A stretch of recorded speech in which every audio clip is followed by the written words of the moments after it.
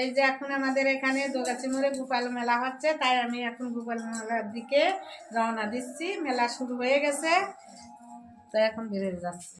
এই যে এখন আমাদের এখানে দোগাছি মোড়ে গোপাল মেলা হচ্ছে, তাই আমি এখন গোপাল মেলার দিকে রওনা দিচ্ছি। মেলা শুরু হয়ে গেছে, তো এখন বেরিয়ে যাচ্ছি।